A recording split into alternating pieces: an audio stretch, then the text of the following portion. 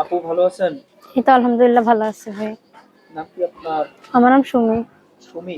হ্যাঁ, সুমি, আপনার বাসায় কে কে আছে আপনার? বাসায় আমার মা আছে, ছোট একটা বোন আছে আর আমি। পড়াশোনা করেন? পড়াশোনা করতাম, 2024 এসএসসি দিছি, কিন্তু টাকার জন্য কলেজে ভর্তি দিতে পারিনি, 12,000 টাকার জন্য। বর্তমানে একটা পার্লারের দোকানে হাতের কাজ করি। অনেকটা কষ্টের মাঝে পড়ে প্রতিবেদনের সামনে আসছে। আমি চাই আমার জীবনে এমন একটা মানুষ আসুক, যেহেতু বিয়ে শাদীর বয়স হয়েছে, যে এমন একটা মানুষ আসুক বর্তমানে আর্থিক সমস্যা পড়ে যেহেতু আসছি, আমার সমস্যাগুলো সমাধান করে দিয়ে আমার পাশে থাকবে, যে আমি তার পাশেই থাকতে চাই। আমার 3 মাসের ঘর ভাড়া আটকে গেছে, 9,000 টাকা, বাসা বাজার সদাই নাই।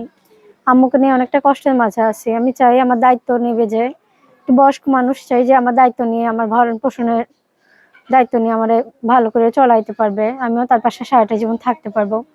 এরকম কোনো মানুষ পেলে আমি বিয়ে শাদী বলবো, আমার সমস্যা সমাধান করে দিয়ে যে আমার পাশে থাকবে। দেশি বা প্রবাসী কেমন ছিল?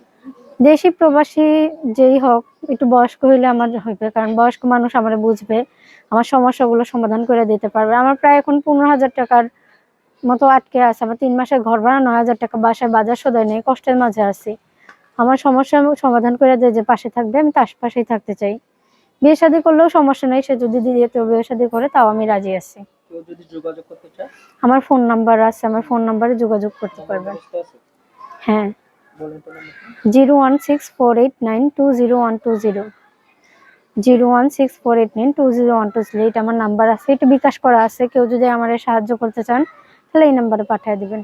এই নাম্বারে যোগাযোগ করলে হবে নাকি? হ্যাঁ। কেউ যদি যোগাযোগ করতে চান ফোন নাম্বারটাতে যোগাযোগ করুন।